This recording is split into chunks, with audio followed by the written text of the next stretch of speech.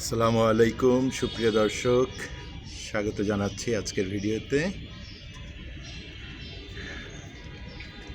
ভিডিওতে আমার ছোট মামনিকে নিয়ে আসছি।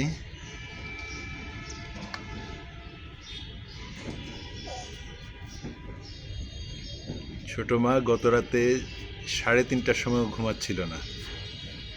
যত রাত বাড়ছিল তার খেলাধুলোর আনন্দ তত বেড়ে যাচ্ছিল।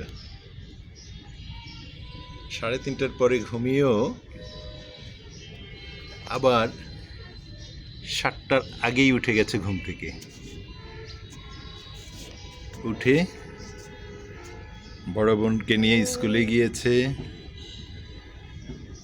স্কুলে দিয়ে আবার এসেছে। এই যে এখন ছাদে একটু খেলা করছে।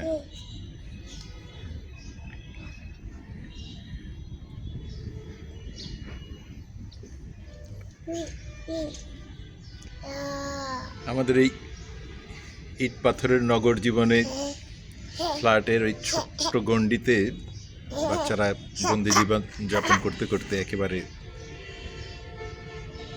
এক রকমের অস্থিরতার মধ্যে পড়ে যায়। একটু বেরোতে পারলে কি যে আনন্দ, কি খুশি। আমার মাটাও এখন ঠিক খুশি। মা, ও মা,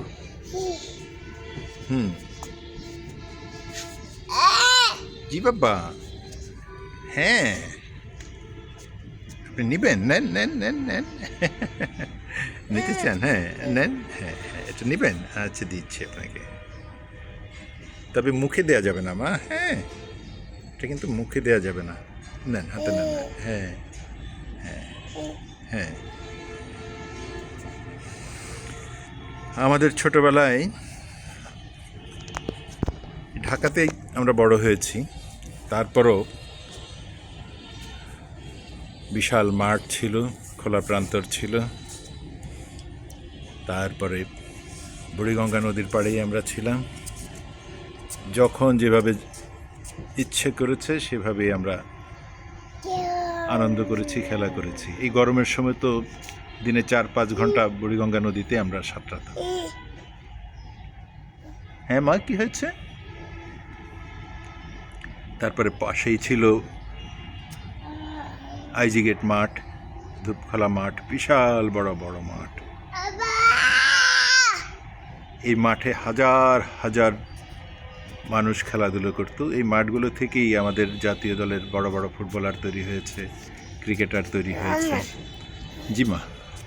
তারপর আমাদের স্কুলেও বড় মাঠ ছিল। এখন তো আশ্চর্যের বিষয় হচ্ছে স্কুল, কলেজ, ইভেন বিশ্ববিদ্যালয়গুলো ছোট ছোট ফ্ল্যাটের মধ্যে হচ্ছে। আমাদের সন্তানরা কিভাবে তাদের মানসিক বিকাশ, শারীরিক বিকাশ ঘটাবে, এটা হচ্ছে বড় চিন্তার বিষয়।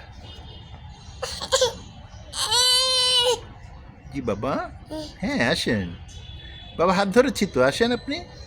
না ওইটা ধরতে হবে না, ওখানে বালু বাবা। হ্যাঁ আসেন। চলে যেতে চান? আচ্ছা আচ্ছা চলেন, ঠিক আছে বন্ধুরা, বিদায় নিচ্ছি, আল্লাহ হাফেজ।